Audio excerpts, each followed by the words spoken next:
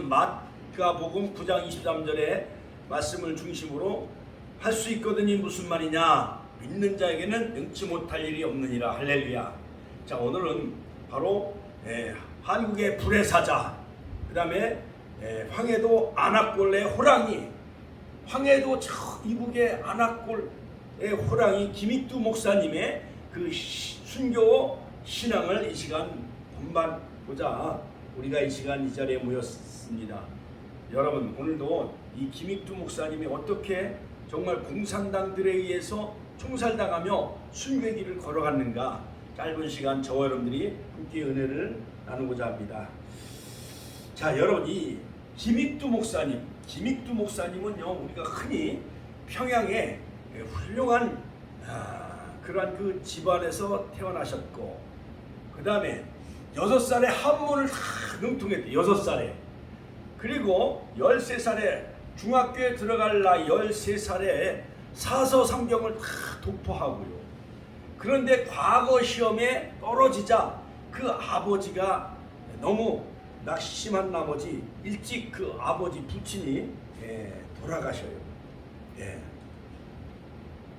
자, 그래서 그 아버지는 바로 김웅선 아버지였고, 어머니는 전익선 어머님이었습니다. 10살 때 사서삼경을 다 통독하고 천재와 신동이라는 그러한 별명이 붙게 되어졌어요. 그러나 과거 시험에 낙방감으로 이듬해 그냥 아버지가 그냥 돌아가시고 말았어요. 그러자 아버지가 돌아가시고 또한 과거 시험에 떨어지자 이 김익두란 청년은 이제 술을 마시고 타락의 길을 걸어가면서 평양에 장날이 되어지면은 그 아주머니들이나 그 평양 장보러 온 사람들 막 발로 차기도 하고, 그 다음에 지갑을 뺏기도 하고, 그래가지고 나쁜 짓을 많이 했어요. 그런 부분에 대해서는 우리가 익히 잘 알고, 깡패가 변화돼서 훌륭한 평양신학교 1907년도 3월달에 입학을 하고 33살 나이에 예수님이 33살 나이에 인류 구속을 완성하시기 위해서 십자가의 길을 걸어가셨잖아요. 예수님이 33살 나이에 평양신학교를 들어가서 바로 6년 만에 졸업을 해요. 6년 만에 졸업을 해가지고 1913년 제3회 졸업생으로 바로 이 김익두라는 그 청년이 평양신학교를 졸업을 해가지고 목사 안수 받고 바로 저 평안북도 선천교회에서 청빙을 받고, 그 다음에 또 서울에 있는 승동교에서 연합소면을 통해서 1만 명이 모였대요. 그때 당시에 1920년 당시에 1만 명이 모였대요. 1만 명. 할렐루야. 우리 축복교회도 김익두와 같은 그런 훌륭한 순교 정신과 순교 신앙, 애국 신앙과 그 다음에 민족 정신을 가지고 정말 제2의 김익두 목사와 같은 그런 성령의 불길이 또한 주의 종인 저뿐만 아니라 우리 귀한 여종과 권사님들에게도 성령의 불이 임하시기를 주의 이름으로 축원합니다. 자, 그런데 웃음 얘기가 있어요. 바로 이 김익두 이 청년이라는 청년에게 바로 복음을 전하는 소알렌 그 선교사가 한국말을 배우면서 이 전도지를 나눠주면서 전도하니까는 얼마나 우습겠어요.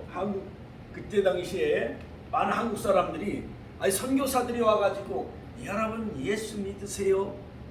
예수 믿으면 죄 사함 받고 구원을 얻고 천국에 들어갑니다. 이렇게 떠듬떠듬 얘기하니까는 김익두란 청년이 그 전 선교사들의 선교하는 복음 선교하는 그 선교사들의 그 떠듬떠듬하는 한국말을 볼 때 얼마나 우스꽝스럽겠어요. 그래가지고 하디 선교사님은요, 이 깡패니까 주먹으로 얼굴을 때려가지고 막 이빨이 엄청나게 부러졌다는 거예요. 그냥 얼굴이 퉁퉁 붓고, 그랬던 그 깡패였던 그 김익두란 청년이 바로 회개하고 그가 정말 전도지를 누가 줬는데 어떤 때는요 전도지를 나눠주면은요 이 김익두란 청년이 코를 쿵 풀어가지고 그 누런 코를 묻혀가지고 선교사 얼굴에 탁 붙였다는 거예요 전도지를. 그러니 그런 모욕과 수치를 다 선교사들이 하디 선교사들이 그 모진 수욕을 다 겪으시고 그 다음에 소알렌 그 선교사님 이런 분들이 다 모진 그러한 그 멸시천대를 다 받으면서 복음을 전해서 첫 열매로 바로 김익두라는 목사를 첫 열매를 맺게 되어졌다라는 거예요. 그런데 어느 날 이 김익두라는 청년이 이제 이렇게 시장 골목을 이렇게 걸어가는데 닭을 잡는데 우리 권사님들 옛날 닭을 많이 잡아보셨어요? 닭? 예. 충청도는 닭을 잡을 때 어떻게 잡아요? 모가지를 비틀어 가지고 뭐 칼로 이렇게 모가지를 잘라 가지고 닭을 잡아요? 어떻게 잡아요? 윤자분 우리 권사님은 입장 선거에서 닭을 잡을 때 어떻게 잡으셨어요? 그냥 저기 그 시장에 가서 그냥 잡아놓은 거 그냥 사다가 삼계탕 끓여서 이렇게 해드렸어요? 아니요, 집에서 닭을 키웠어요. 닭을 키워가지고 잡을 때는 어떻게 잡아요? 모르지, 일꾼이 잡았어요. 일꾼이 잡으셨군요. 그렇지요. 옛날에 우리 아버지가 닭을 잡는 거 보면은 모가지를 비틀더라고요. 그래가지고 칼로 모가지를 탁 치면은 모가지가 막 팍탁 뛰어요. 그래가지고 이걸 뜨거운 물에다가 그 가마솥에다 넣어가지고 푹 끓여가지고 막 털을 막 뽑아요. 털을 막 뽑아. 자, 그런데 저 경상도나 저 아랫지방 이 충청도는 그렇게 해서 뜨거운 물에다가 이렇게 푹 삶아가지고 이 털을 뽑잖아요. 그런데 저기 북한 그 황해도는 그렇지 않았던 모양. 평양은 어떻게 했냐면은 먼저 산 닭을 막 털을 뽑는 그러한 그 전통이 있었다는 거예요. 예. 그 참 대단하죠. 이북 사람들이 성격이 급한가 봐요. 자, 그런데 그런데 이 선교사님이 닭을 잡는데 한국에 선교하러 와가지고 닭을 잡을 줄 모르잖아요. 그런데 사한 닭을 막 털을 막 뽑는데 닭이 그냥 후다닥 하고 막 도망가더래요. 도망가는데 이 선교사님이 그 닭을 이렇게 잡으러 가는데 이 닭을 이렇게 털을 뽑다가 도망가잖아요. 그러니까 잡으러 가다가 이 김익두란 청년을 딱 만났다는 거예요. 그러니까 선교사가 이제 말을 잘 못하니까는 이 병아리 아버지가 우퉁을 다 벗고 우퉁 털을 다 뽑았으니까 이 병아리 아버지가 우퉁을 다 벗고 불나당 알몸으로 이렇게 도망가는데 옷을 다 벗고 도망가는 병아리 아빠를 보셨습니까? 이렇게 물어보더래. 그러니까는 김익두란 청년이 얼마나 그 선교사들이 얼마나 한국말을 열심히 배우려고 노력하는 그 모습을 보면서 감동을 받았고, 그리고 전도지를 하나 줬는데 베드로전서 1장 24절 푸른 마르고 꽃은 시드나 하나님의 말씀은 세세토록 있도다. 세세토록 그 말에 감동받아가지고 야, 그러면 우리가 하나님을 믿으면 세세토록 영원토록 우리가 사는가. 그래서 김익두란 청년이 그 소알렌 선교사한테 세례받고 드디어 평양의 신학교에 들어가 33살 나이에 신학교에 들어가 졸업을 해가지고 한국의 불의 역사를 일으킨 대붕사가 되어졌다는 것입니다. 자, 먼저 시대적 상황을 우리가 살펴보면 1905년도면은 지금부터 약 한 115년 전 얘기예요. 115년 전. 바로 1905년 러시아하고 일본이 러일 전쟁에서 일본이 승리하잖아요. 그래가지고 이 극동아시아를 다 일본 놈들이 다 장악을 하잖아요. 그렇지요. 만주 할 것 없이 사할린 할 것 없이. 그리고 이 조선은 36년 동안 다 일본의 손아귀에 들어가잖아요. 또한 태평양 전쟁을 막 일으키잖아요.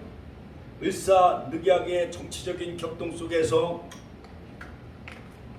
한민족은 정말 엄청난 위기를 맞이하게 되어지지요. 자, 이런 와중에 한국교회는 1907년 평양에서 대붕의 운동이 불길이 타오르기 시작합니다. 신의주, 원산, 성천의 김익두 목사님, 그 다음에 원산 등 하디 선교사에 의해서 동방의 예루살렘이라 일컫는 평양 산정현교회 장대현교회에 성령의 불길이 막 타오르기 시작합니다. 1903년도 1907년도 대붕의 역사를 통해서 바로 한국 교회가 그때 당시에 동포가 2천만 명이었어요. 그때에 우리 한국의 인구가 2천만 명이었는데 기독교인은 1% 내지 1.5%인 20만 명에 불과했어요. 20만 명. 20만 명이면 천안시가 70만 명인데 그 중에 기독교인이 16만 명이에요. 18% 내지 20%. 그래서 거의 한 16만 명, 20% 약 한 16만 명인데 천안시의 기독교 인구보다 조금 더 많은 그러한 그 기독교인들이 한국 전체에 그렇게 적은 소수에 불과했다는 거예요. 그 20만 명 가지고 3.1운동을 일으키게 되어지는데 그 원동력은 바로 1903년도, 1907년도 평양에 바로 신의주, 원산 등 바로 산정현교회, 장대현교회에서 하대 선교사, 그 다음에 많은 그 선교사들에 의해서 성령의 불길이 타오르게 되어지므로 바로 이 삼천리 금수강산에 엄청난 복음이 전파되어지고 교회마다 날마다 철야 기도하고 그 다음에 태극기를 앞세우면서 대한독립만세를 외치게 되어졌다는 거예요. 그런데 안타깝게도 3.1운동이 미완성으로 끝나게 되어져서 많은 교회와 목회자들이 시리에 빠졌습니다. 그때 바로 이 김익두 목사님은 바로 이 한국교회를 다니면서 부산에 가서 마산에 가서 또한 창원 웅천 그런 그 교회 가서 막 부흥회 하는데 그때 청년 주기철 청년이 이 김익두 목사님의 성신을 받아라, 성령을 받아라, 그 다음에 안진뱅이가 막 일어나고 안진뱅이를 일으킨 우리나라 최초의 부흥사는 바로 김익두 목사님이셨어요. 그 부흥에 참석해서 주기철이라는 청년이 은혜 받고 바로 평양의 신학교에 들어가 바로 끝까지 신사참배를 거부하며 바로 순교의 길을 걸어갔죠. 지난 주일날 주기철 목사님에 관해서 제가 설교하고 영상도 많이 보여드렸죠. 자, 이 부흥회 때는 사경회라는 명칭을 가지고 성경 공부를 칠판에다 이렇게 써가면서 막 성경 공부를 한 부흥회가 바로 부흥회였던 것이었습니다. 평양 대부흥회는 강력한 성령의 역사가 일어나게 되어졌어요. 이 부흥회를 주도한 그 인물은 다름 아닌 기선주 목사님이셨는데 바로 기선주 목사님은 한학을 전공한 사람이었어요. 한학. 새벽에도 찬물로 목욕하고 그 새벽에 기도를 드린 목사님 바로 기선주 목사님이 한국교회에 제일 먼저 새벽 기도를 먼저 시작한 분은 바로 기선주 목사님이라는 거예요. 초창기 한국 목회자의 그 중심 인물은 바로 기선주 목사님, 김익두 목사님, 그 다음에 이용도 목사님, 이 세 분이 한국교회 1910년부터 1920년 30년대에 대부흥을 일으켰던 그 부흥사의 3인방은 바로 기선주 목사님, 김익두 목사님, 이용도 목사님이었다는 것입니다. 감리교단의 이용도, 장로교단의 기선주 목사님, 또한 김익두 목사님. 그 이전까지는 1907년 이전까지는 주로 선교사들에 의해서 우리가 식민지 통치를 받고 있었던 시기이기 때문에 선교사들에 의해서 복음이 전파되어지고 선교사들에 의해서 강단에서 말씀이 전파되어지기 시작을 했다는 것입니다. 자, 드디어 이제 1919년 당시 한국 기독교는 2천만 동포였어요.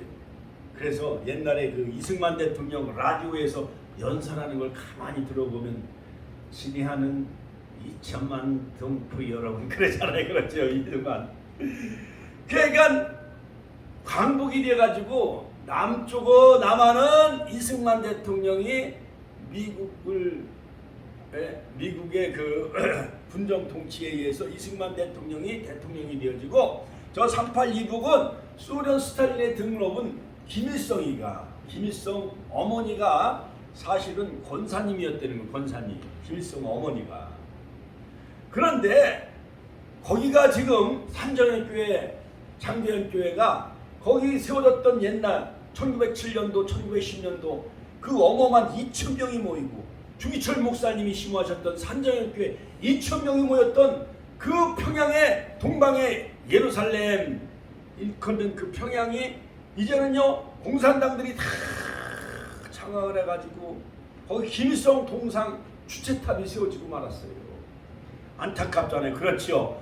바로 우리 한국교회 6만 교회 1200만 우리 기독교인들이 똘똘 뭉쳐서 다시 평양 산정연교회도 다시 회복하고 할렐루야. 그 다음에 소래교회도 다시 복원하고 장대연교회도 복원되어져서 예수한국 복음통일 같이 한번 따라서 할까요? 예수한국 복음통일 제2의 예루살렘 제2의 이스라엘 나라가 되어져서 소련도 복음화하고 중국도 복음화하고 저 이슬람 인도 불교 국가도 다 인도도 복음화하고 저 중동 예루살렘까지 다시 백투더 예루살렘까지 복음문을 전하는 그러한 영적인 제사장 나라가 되어져야 될 줄로 믿습니다. 할렐루야. 할렐루야. 하나님께 영광의 박수 올려드립시다. 할렐루야. 자, 그런데 여러분 그런 사명을 잘 감당하기 위해서는 김익두 목사님과 같은 그런 그 성령의 불을 받아야 돼요. 성령의 불. 같이 한번 따라 성령의 불. 자, 1920년대 한국교회 강단은 영혼의 안식과 내세의 소망을 중심으로 한 강한 그러한 그 설교를 하기 시작을 했어요. 왜냐하면 일제 소나기에 들어가지요. 또한 한일 병합으로 1910년 한일 합방이 이루어져서 모든 문화와 성과 이름까지 다 빼앗겼잖아요. 그래서 1920년대 한국교회 부흥을 주도한 그 인물은 바로 길선주 목사님, 김익두 목사님, 이용도 목사님 3인방이었는데 제1기에 길선주 목사님이 먼저 시작을 하기 시작합니다. 1869년에서 1935년도까지 길선주 목사님이 선두주자였어요. 그 다음에 두 번째 선두주자는 바로 다름 아닌 오늘 바로 이 김익두 목사님인데 1874년에서 1950년 바로 김익두 목사님은 1911년에 목사 안수를 받습니다. 그가 가장 절정기에 이르렀던 시기는 바로 1920년도였는데 안진뱅이가 막 벌떡벌떡 일어나고 처음에는 자기가 어떻게 해보려고 저 골목으로 들어가가지고 안진뱅이를 내가 돈을 그때 당시에 30원이면 큰 돈이잖아요. 지금으로 한 300만 원 정도가 되는 돈이에요. 그때 당시에 30원을 줄 테니까 내가 너를 한번 손으로 이렇게 일으켜 세울 때니까는 네가 할렐루야 하고 두 손 들고 할렐루야 하고 한번 외쳐봐. 아, 그런데 돈을 30원 주고 이제 골목으로 끌고 가가지고 이제 이 안진뱅이를 내가 한번 일으켜야 되겠다 해가지고 자기 의를 내세우며 인간적인 생각으로 이 안진뱅이야 내가 너 30원 줄 테니까 일로 와 따라와. 그러니까 옛날 평양의 깡패였으니까요. 안진뱅이가 겁을 많이 먹었겠지요. 순종하고 따라갔겠지. 그래갖고 그냥 안진뱅이를 이렇게 양손을 이렇게 번쩍 들으니까는 대롱대롱 매달리고 이 다리가 안 펴지더라는 거야. 그래가지고 나중에 다시 금식기도 하고 그냥 며칠 40일 금식기도 하고 나사렛 예수의 이름을 명하노니 이 모든 오그라진 다리는 펴질지어다 그랬더니요 저 서울에 있는 승동교회에서 여러가지 세문안 교회 그 다음에 연동교회 저동교회 그리고 연합성에 1만 명이 모인 그곳에서 신유의 역사가 일어나기 시작을 하는데 안진뱅이가 다리가 펴졌다는 거예요. 할렐루야 할렐루야. 하나님께 영광의 박수 올려드립시다. 할렐루야. 여러분들도 물질이 오그러져 있습니까? 여러분이 마음이 이 시간 종재기만 이렇게 오그러져 있습니까? 며느리가 속썩이고 우리 권사님들 우리 이사님들 또한 마음이 오그러져 있습니까?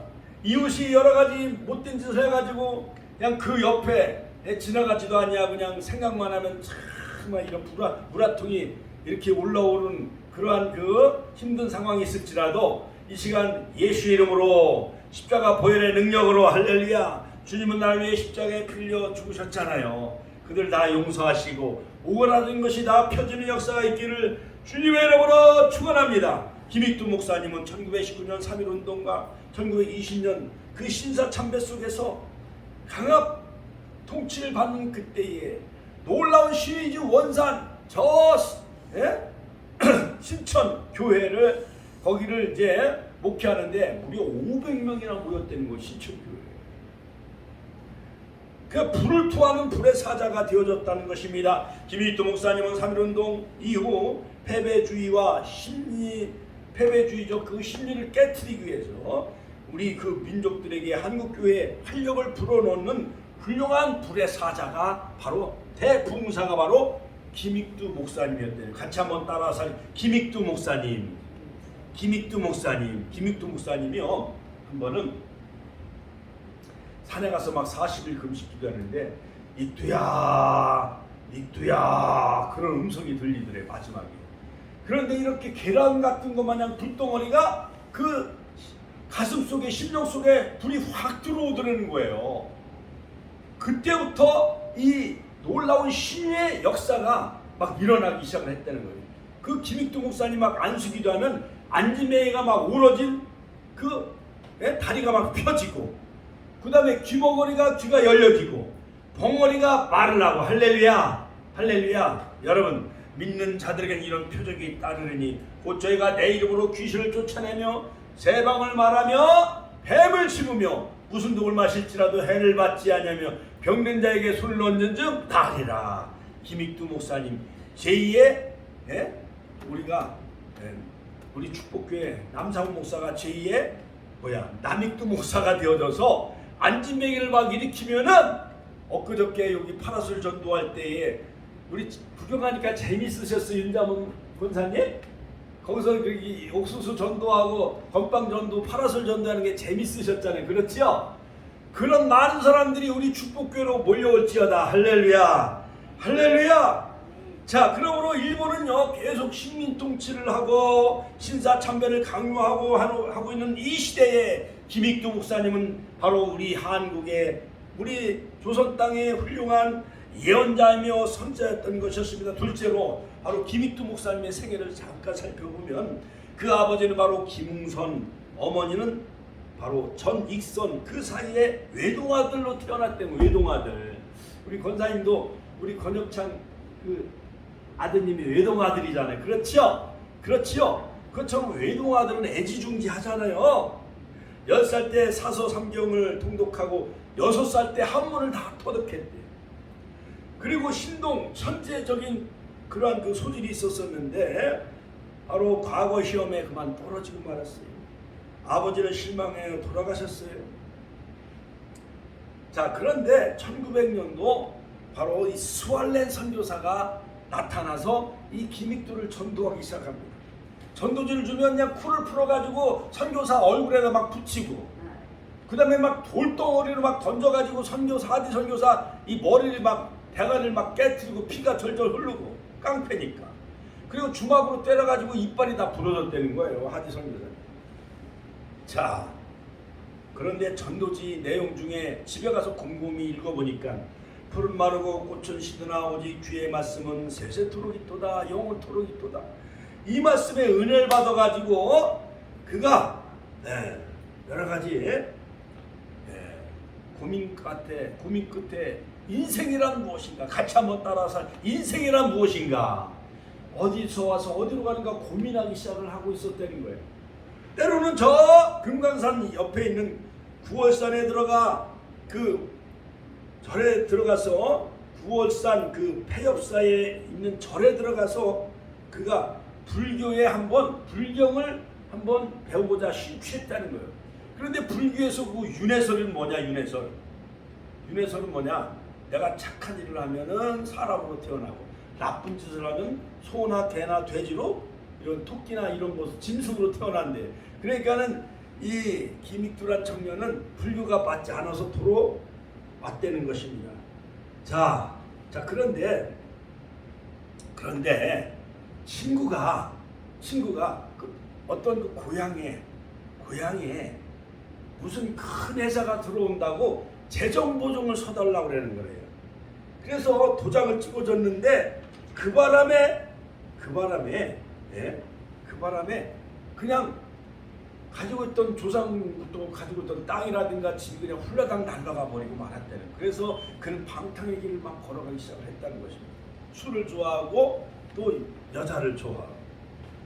자, 그런데 어느 날 김익두란 청년이 그 시장 장날을 갔다 오다가 무슨 그 보따리를 하나 주었는데 보니까는 거기에 돈이 많이 있었다는 거예요. 그래서 이것을 바로 경찰서에 가서 이제 이것을 주인을 찾아달라고 그래가지고 바로 그 주인이 와서 그 돈보따리를 찾아가면서 자기 그 예를 들어서 당진상이면 당진상의 이마트면 이마트 그 지배인으로 이 김익두라는 청년을 채용했다는 겁니다. 그래서 온 소문이 동네하고 평양시내에 다 퍼져가지고 바로 김익두를 만나기 위해서 이렇게 착한 사람이 여기서 지배인으로 있다니 하면서 많은 사람들이 바로 김익두를 보기 위해서 그 상해가 그 정포가 날마다 사람들이 많이 모여들기 시작을 했다는 것입니다. 그런데 큰 공장을 짓기 위해서 친구가 바로 이 옛날 재정보증이라는 거 아시죠? 재정보증? 실업보증은 내가 이 사람이 어디 회사 취직하면 여러 가지 동네 유지나 이장이 신원을 보증해 주잖아요. 근데 재정보증은 뭐냐? 1년에 세금을 많이 내는 사람이 땅이나 돈을 많이 재산을 많이 가지고 있는 사람이 이 사람이 무슨 사업을 하려고 하는데 은행에서 돈을 빌리잖아요. 은행에서 돈을 빌려주려고 했는데 이 사람은 재산이 없어. 그러면 동네 이장이나 큰 재벌, 돈 많은 부잣집 이 사람의 신원보증을 서주면은 은행에서 돈을 대출해줘야 안 해줘요. 그게 바로 연대보증, 그게 바로 재정보증이에요. 그래서 그걸 서주는 바람에 도장을 찍어주는 바람에 집이 모두가 날아갔다는 거예요. 그러니까 평양에 장에 가면은 막 이제 뭐 집도 날아가고 땅도 날아가고 그래갖고 맨날 발길로 차고 시장에 간 사람들 막 여자들 꼬시기도 하고 돈도 뺏고 막 그랬다는 거예요. 그래서 예전에 평양에 그 장날이 되었지만 아주머니가 저쪽 서남단을 향해서 막 빌었다는 거예요. 오늘 제발 깡패 김익두를 좀 만나지 않게 해달라고. 그렇게 이 사람이 아주 불량자였다는 것입니다. 자, 그런데 서양의 그 소할렌 선교사가 전도해가지고 김익두 깡패가 이제 목사가 되어지는데요. 자, 그래서 이 김익두는 이제 아버지도 돌아가셨어. 이제 뭐 과거 시험도 떨어졌어. 그래서 인생이라는 것은 무엇인가 하면서 곰곰하게 고민하고 있었던 차에 소할렌 선교사를 만나서 막 전도지 주면 코를 풀어서 막 얼굴에다 붙이고 또한 막 주먹으로 패가지고 막 이빨이 부러져도 예수님은 당신을 사랑합니다. 우리 김익두 청년 사랑하기 위해서 구원하시기 위해 예수님이 이 땅에 오셔서 십자가 지셨습니다. 그런 그 감동을 받고 그가 회개하고 소할렌 선교사한테 세례받기 시작을 합니다. 성경을 많이 읽었다는 거예요. 구약 성경을 100도. 우리 이명순 권사님 구약 성경 몇 번 읽었어요? 2번? 3번?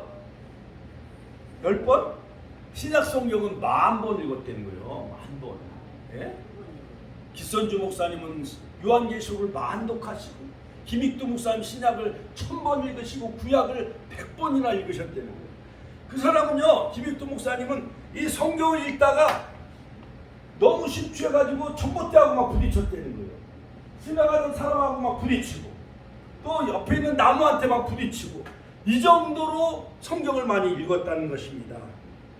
자, 그래가지고 친구도 같이 전도하고 술도 끊고 이제 술집에 있던 월선이 옥화 이러한 모든 술집 기생들도 다 전도했다는 거예요. 그 깡패 김익두가. 자, 드디어 이제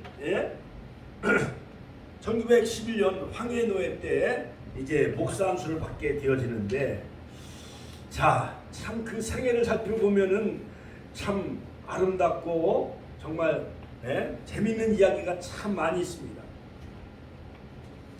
그래서 이제 소할렌 선교사한테 세례도 받고 이제 예수님을 영접하고 성경을 막 구약을 막 100번 읽고 시작을 막 1000번 읽고 그러는데 어느 날 산속에 가서 막 금식기도 하는데 달걀 같은 큰 불덩어리, 태양의 불덩어리가 김익두 가슴에 확 들어왔다는 거예요. 익두야 하나님의 음성을 들었다는 것입니다. 너는 불의 종이 되어라. 같이 한번 따라서 너는 불의 종이 되어라. 너는 삼천리 금수강산을 다니면서 이 복음을 전파하여라. 그 다음에 신유와 회개를 일으키고 불의 사자가 되어라. 같이 한번 더 불의 사자가 되어라. 이렇게 불의 종이 되어라. 하나님의 음성이 김익두에게 들렸다는 거예요. 드디어 이제 7월달에 세례를 받고 다시 그 아내와 서로 각방을 쓰면서 세례 받을 때까지 각방을 쓰고 옛날 그 시내산에 올라갈 때 남녀가 3일 동안은 정결케 하라고 했잖아요. 출애굽기 19장. 그 다음에 성경을 100독, 그 다음에 신약 성경을 막 1000독 읽고 1901년 스왈렌 선교사가 바로 한국에 들어왔는데 그로 인하여 세례를 받고 김익두가 드디어 이제 말씀을 전하고 찬송하면서 가는 곳곳마다 노방전도하기 시작했는 거예요. 평양신화에 장날이면 김익두가 막 전도지 들고 예수 믿으세요. 우리가 파라솔에서 건빵전도하듯이 예수 믿고 구원받고 천국 가세요. 예수 천당 부신지옥 이렇게 노방전도하기 시작했다는 건 김익두 목사님이. 그래서 많은 사람들이 감동을 받고 야 정말 저 김익두가 깡패 저 술꾼이 막걸리를 먹으면 2발 3발씩 먹었다는 거예요. 아 저런 깡패가 담배를 줘도 담배도 안 피고 술을 줘도 술을 안 마셔. 그러면서 오히려 그 깡패 그 부하들에게 편지를 써가지고 야 인간 김익두는 이제 죽었다. 그래갖고 그 쫄개들이 다 와서 보니까는 아 김익두 집 가보니까 김익두가 아직도 살아있는 거예요. 너희들 부조금 있는 걸 다 가져와. 이거 가지고 교회를 짓기도 하고 그들을 다 전도해서 예수 믿게 하고 그랬다는 거예요. 그러니까는 정말 이 김익두가 정말 변했나 그래갖고 막 시장판에서 많은 그 사람들이 막 이 뺨을 때려도 오히려 맨뺨을 돌려대고 담배를 줘도 안 피우고 그래서 많은 사람들이 야, 아 저놈 새끼 때문에 내가 장날도 못 가고 그랬는데 내 지갑도 뺏어가고 막 모든 뭐 쌀이고 뭐 과자 과일이고 막 훔쳐가고 그랬던 놈인데 이제 변화돼가지고 이제 목사가 됐다고 하니까 많은 사람들이 그를 통해서 감동을 받기 시작을 했다는 것입니다. 드디어 저 이북의 평안북도 재령교회에서 드디어 김익두란 청년을 이제 담임 목사로 청빙하기 시작했다는 것입니다. 그런데 똑같은 날짜에 저 서울에서 약방에서 월급을 줄 테니까 한 달에 150원. 그러니까 지금은 150원이면 약 한 150만 원 되겠지요. 그런데 그 재령교회는 교인이 1명인가 2명밖에 없대. 그런데 사례비를 얼마나 주겠느냐 놀라지 마세요. 30원. 우리 권사님들 하루에 우리가 일하러 가는데 30원 주는 데 가요? 150원 주는 데 가요?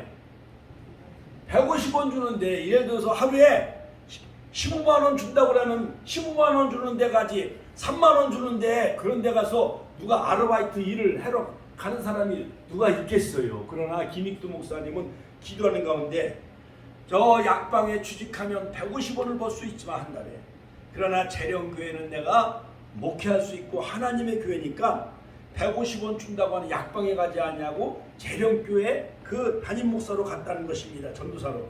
인간 김익두는 늘 기도하고 내가 하나님의 종이니까 하나님의 교회에서 내가 종살이 해야 되겠다 하고 결심했는데 드디어 그 교회 가보니까 남자는 1명이고 여자는 2명밖에 없었다는 거예요. 어린이들에게 막 전도하고 어린이도 회개하고 어른들도 회개하기 시작을 했습니다. 자, 드디어 6개월 만에 이 김익두라는 전도사가 전도해가지고 3년 만에 놀라지만 3년 만에 몇 명 만들었을까요? 300명. 같이 한번 따라서 할 300명. 3년 만에 300명으로 부흥한 거 마냥 우리 축복교회가 15년 됐잖아요.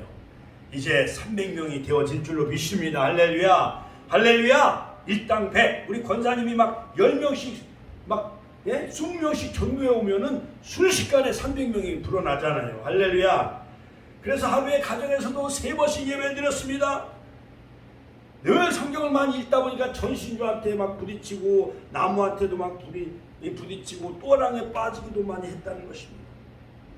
평양의 신학교 6년 동안 공부해가지고 드디어 제3회 졸업생이 되어졌다는 것입니다. 자, 그러므로 여러분 드디어 이제 많은 그 신유의 은사, 놀라운 성령의 기름 부음의 역사가 이 김익두 목사님에게 하나님의 성령의 기름 부심이 임하게 되어져서 신천에 있는 서북교회를 세우기 시작을 했던, 올라가면 교회를 개척을 한 거예요.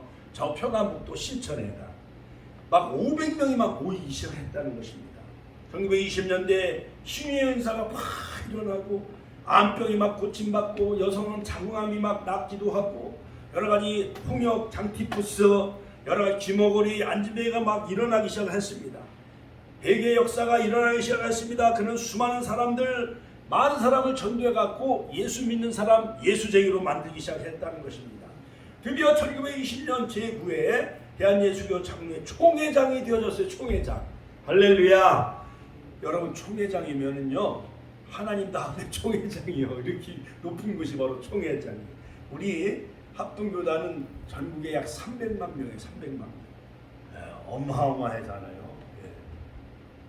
그러니까 우리나라가 1200만 명 중에 약 300만 명이 우리 한국의 장자교단이 바로 우리 축복교회가 속해 있는 대한예수교 장로회 합동교단이에요.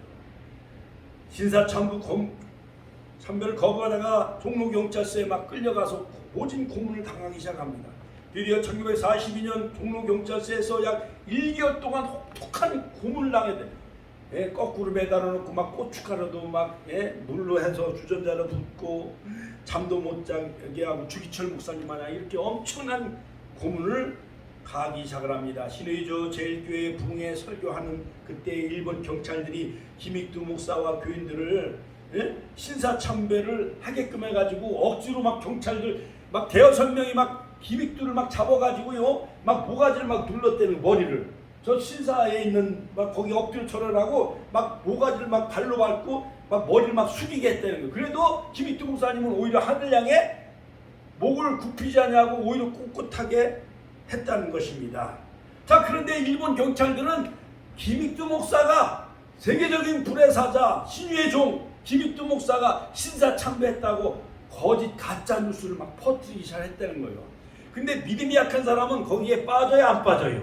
빠지요. 그 가짜 뉴스가 진짜 뉴스 마냥 그렇게 오해하는 사람들도 많이 있었다는 것입니다. 해방 후 북한 공산당은 한국교회를 공산당의 선전기관으로 만들기 위해서 조선기독교연맹이라는 것을 결성했는데 1946년 11월 공산당은 기독교연맹의 세력 확장을 위해 유명한 원로인 바로 이 김익두 목사를 기독교연맹에 가입시켜가지고 바로 총회장이 되도록 그렇게 자기네들이 막 꾸며놨어. 꾸며놓고 노동절날 1946년 노동절 5월 1일날 김일성이하고 김두봉이하고 이런 사람들이 연단에 딱 앉아있는데 총회장인 김익두 목사에게 연설을 맡기기 시작을 했다는 것입니다. 그때 김익두라는 그 총회장님은 절대 뭐 김일성 만세 뭐 그런 것도 하지 아니하고 오히려 성경을 그대로 설교하면서 목사가 성경밖에 더 알겠어요 하면서 내려오면서 김일성한테도 김일성한테도 예수 믿으세요. 예수 믿고 구원받고 천국 가세요. 전도한 사람은 김익두 목사 한 사람뿐이라는 거예요. 할렐루야. 하나님께 영광의 박수 올려드립시다. 그가 오늘 본문 마가복음 9장 24절 할 수 있거든이 무슨 말이냐. 같이 한번 따라서 할 수 있거든이 무슨 말이냐. 믿는 자에게는 능치 못할 일이 없느니라. 이 말씀을 붙잡고 불의 사자가 되어졌다는 거예요. 확신이 가득 찼다는 것입니다. 하나님의 신유의 능력을 믿었고 또한 신유 체험을 했고 그 다음에 부흥회는 만주뿐만 아니라 저 소련 시베리아까지 무려 776회. 저도 부흥회를 좀 다니긴 했지만은 뭐 많이 다녀야 1년에 한 10번 이상을 안 다니잖아요. 그런데 김익두 목사님은 짧은 기간에 776번이나 그러니까 하루에 한 번씩 부흥회를 다니는 거예요. 그리고 설교를 28,000회 또한 교회를 무려 150개나 개척을 했고 그 다음에 집회 때 병 난 사람이 1만 명이요. 안진뱅이, 귀머거리, 소경, 암병 뭐 여러 가지 류마티스, 관절염 다 치료받았듯이 여러분들도 예수 이름으로 명하노니 모든 더러운 귀신은 떠나가고 모든 오장육부 사지백체 뼈마디 관절구수는 치료받을지어다. 할렐루야. 치료받을지어다. 그 설교로 감화 감동 받은 사람이 무려 200만 명이나 넘는데, 김익도 목사님의 신비로운 체험은 바로 십자가의 보혈을 전했습니다. 회개를 강조했습니다. 천국을 전했습니다. 부활의 복음을 전했다는 것입니다. 그때마다 많은 사람들이 죄를 회개하고 많은 사람들이 신유와 권능에 놀라운 그 김익도 목사님 부흥회 때 많은 사람들이 꺾어지고 또한 회개하고 또한 예수를 믿기 시작을 했다는 것입니다. 드디어 1926년 5월 김익도 목사는 일부 많은 그 오해하는 세력들은 김익도 목사님 막 배척하기 시작을 하는데 또 김익도 목사님을 막 제명 처분하기 시작을 했다는 거예요. 다른 세력들은. 왜냐? 그 이유가 전국 부흥에 막 많이 다니고 교회를 비운다. 두 번째, 성경 해석을 우매하게 한다. 이상하게 한다. 세 번째는 교양이 결여되어 있다. 네 번째는 목사로서의 명예가 실추되어졌다. 그 다음에 미신적인 신앙이다. 현대 과학에 부지한 그러한 말을 많이 한다. 거친 언어를 많이 구사한다. 이런 명분을 없는 말을 막 꾸며내가지고 오히려 막 김익도 목사님을 막 여러 가지 목사에서 막 파면시키고 제명시키고 하는, 그러니까는 여러분 목사들 세계에서도 이런 엉뚱한 잘못된 목사들도 많이 있다는 거예요. 국회의원들 중에서도 보면은 정말 백성을 위하고 나라를 위하는 그 국회의원들도 있는가 하면은 약간 양심적으로 돈이나 좋아하고 잘못된 엉뚱한 짓을 하는 국회의원들이 있어요, 없어요? 그거 마냥 목사들도 가짜 목사가 있었다는 거예요. 자, 드디어 김익두가 막 안진뱅이도 막 일으키고, 할렐루야, 구약 성경도 막 백북하고 신약 성경도 막 1000번 읽고, 그러니까 엄청난 이적과 신유와 놀라운 그런 그 역사가 많이 일어나기 시작을 해가지고 드디어 저 서울에 있는 서대문, 그 다음에 남대문, 저동교회, 안국동교회, 연동교회, 승동교회, 세문안교회, 이런 6개의 교회가 연합으로 부흥소리 하는데 1만 명이 모였잖아요. 1만 명. 1만 명은요, 천안시가 70만이잖아요. 1만 명은 어마어마하게 유한순 기념관 꽉 차도 8,000명이에요. 그거보다 더 많이 모였다는 거예요. 1만 명. 할렐루야, 할렐루야. 자, 그래가지고요, 교회가 좁아가지고 주차장에 멍석을, 마당에다 막 멍석을 깔아놓고 거기서도 은혜 받으려고요. 막 문전성시하고. 할렐루야, 할렐루야. 우리가 처음에 15년 전에 개척할 때 이쪽이 좁아가지고 저쪽 홀도 빌려가지고 저기서도 막 예배드리고 막 그렇게 했습니다. 텔레비전을, 영상을 저쪽으로 설치해놓고 동시에 저쪽에서도 바로 창립예를 많이 드렸죠. 자, 여러분, 바로 이 김익두 목사님의 그 모든 그 한국 교회사를 보면 민경배 박사나 그 다음에 여러 가지 많은 그런 훌륭한 목사님들의 그 책을 이렇게 살펴보니까 숨가쁠 인상적이었다, 이렇게 표현하고 있어요. 반대던 밀스 선교사, 로즈 선교사들의 책에 보면은 사상 최대의 집회였다, 이렇게 표현하고 있어요. 그래서 그 선교사들이 바로 김익두 목사님의 부흥 집회를 해외로 막 알리기 시작을 했다는 것입니다. 드디어 승동교에서 부흥 집회를 통해서 19살 된 김예준 청년이 은혜 받고 바로 평양신학에 들어가게 되어졌고, 마산 문창교회뿐만 아니라 1921년 바로 창원에서 부흥 집회 때 주기철이란 청년이 은혜 받고 평양신학교에 들어가서 그가 목사가 되어져서 그 큰 신사천배의 길을 거부하고 순교의 길을 걸어가잖아요. 그렇죠? 그러니까 김익두 목사님의 그 영향력은 바로 오늘날 여의도 순복음교회, 이제 하나님 나라 가셨지만 조용기 목사님과 같이 어마어마한 신유의 역사가 일어났다는 것입니다. 자, 여러분 대단하잖아요. 교회를 막 100개나 개척을 하고 연간 막 1,500만 명이 모이고 776곳에 가서 부흥회를 하게 되어지고, 불구자들이 막 고침받는데 물가 1만 명 이상이 불구자가 낫다는 거예요. 안진뱅이가. 또한 암병이, 장티푸스, 콜레라, 홍역 환자들이. 할렐루야, 하나님께 영광의 박수 올려드립니다. 김익두 목사님의 그 설교의 핵심 뭐냐? 성신을 받아라.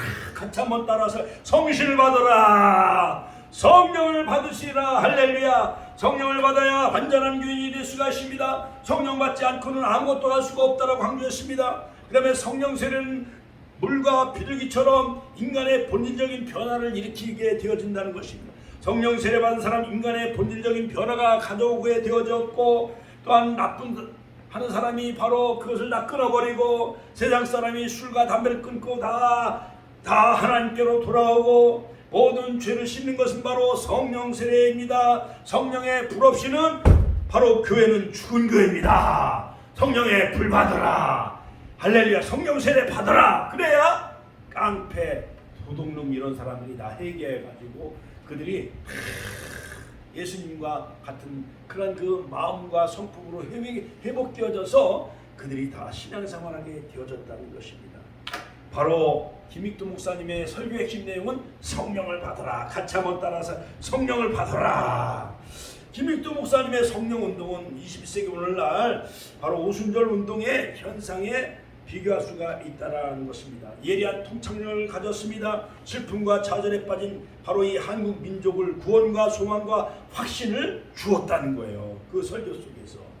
그래서 1901년도 재령 신천교회를 심호했고, 불같은 성령이 그에게 임하였고, 성신의 능력, 기도의 힘이 그에게 임하였다라고 민경배 교수는 바로 한국교회사에 바로 페이지 398페이지에 그렇게 인용하고 있는 것을 볼 수가 있습니다. 또 김익두 목사님의 그 신학은 복음주의적이며 경건의 보수신앙이며 성령의 권위를 날마다 강조했습니다. 절대모, 영감 무호설, 그 다음에 여러가지 부흥에 열정적이었고, 문다시 성경교육을 많이 가르쳤고, 그래서 11조를 많이 강조했다는 것입니다. 11조. 그 다음에 설교에 열정이 있었고, 기도를 많이 했고, 바로 기독교는 기도하는 종교입니다 라고 강조했다는 거예요. 같이 한번 따라서 기독교는 기도하는 종교입니다.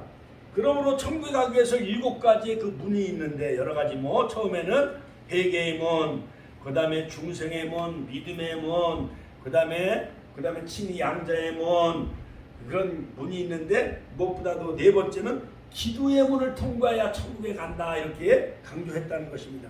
그 다음에 성화의 문, 그 다음에 영화의 문. 할렐루야.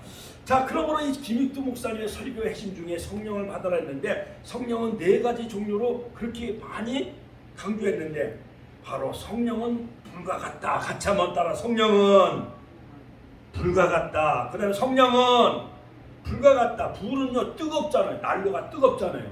자동차도 부릉부릉부릉, 그 다음에 오토바이도 부릉부릉부릉 해요. 불이 있어야, 엔진에 불이 나야 오토바이도 가잖아요. 고속도로를 질주할 수가 있잖아요. 난로도 막 뜨거워야, 연탄이 뜨거워야 물을 끓일 수도 있고 밥을 데워줄 수가 있잖아요. 비행기도 엔진에 불이 붙어야 하늘을 날 수가 있잖아요. 그러므로 성령의 불이 붙어야, 성령의 불이 임하야 우리가 피곤치 않고. 오늘 윤자분 어머니가요 전화가 왔어요. 사모님, 집사님 보세요. 오늘 예배 몇 시에 드리는 거요? 할렐루야. 하나님께 영광의 박수 올려드립니다. 이렇게 성령을 받으면은 어제 파라솔 전도 옥수수 이렇게 나누면서 은혜를 많이 받으셨대. 그래가지고 목사님 보고 싶어서 몇 시에 예배 드리냐 그게 궁금했다라는 거예요. 그게 성령의 불이 임하면은 날마다 축복교회 가고 싶은 마음이 불타오르게 될 줄로 믿습니다. 근데 2번째는 성령, 비둘기 같은 성령, 기쁜 소식을 전해주고 평화를 우리에게 가져다주는 노아 방주 때 기쁜 소식을 알려주는 비둘기. 그 다음에 예수님이 요단강에서 세례받을 때 비둘기 같은 성령이 임했잖아요. 3번째는 물 같은 성령. 같이 한번 따라서 물 같은 성령. 물은 뭐냐? 잔잔하잖아요. 그 다음에 더러운 걸 씻어주잖아요. 우리 마음에 평안을 주잖아요. 오늘도 비가 내려야만 빈들의 마른 불같이 시들은 나의 영혼 속에 비가 내리면 옥수수가 자라고, 그렇지요? 감자가 자라고, 또한 논에서 벼가 자라잖아요. 그러니까 성령의 단비가 내려야만 우리 믿음이 자라는 거예요. 그 다음에 4번째로 기름 같은 성령. 같이 한번. 기름 같은 성령. 기름은요 향기롭고, 기름은요 왕과 제사장과 선지자에게 기름 부어 왕을 세웁니다. 이처럼 우리 축복교회가 기름 부음의 역사가 있길 주 이름으로 축원합니다. 엊그저께 옥수수를 문용근 목사님한테 갖다 드렸어요. 우리가 그 전에 부흥회 때 문용곤 목사님 모시고 부흥회를 많이 했잖아요. 이렇게 머리 많이 이렇게 벗겨진 문용곤 목사님 갖다 드렸더니 책을 하나 이렇게 썼어요. 그러면서 사인을 하나 해주는데 축복교회 남목사님 성령의 기름 부으심이 넘치게 하여 주옵소서 하면서 날짜를 쓰고 거기다 문용곤 목사님 사인을 해줬어.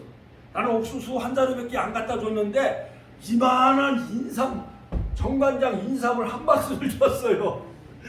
그 가격이 써있는 거 보니까 98,000원이요. 옥수수 한 잔은 얼마요? 10,000원밖에 안 돼. 할렐루야. 하나님 주의 종을 사모하면은 하나님이 이러한 통로를 통해서도 하나님이 채워주십니다. 할렐루야. 자, 그러므로 여러분 성령을 우리가 충만하게 받으면 5가지 특징이 있는데 이길 수 없는 열심, 같이 한번 따라서 이길 수 없는 열심, 이길 수 없는 사랑, 넘치는 진리, 넘치는 기쁨, 말할 수 없는 능력이 우리에게 샘솟듯 넘치게 되어지는 거예요.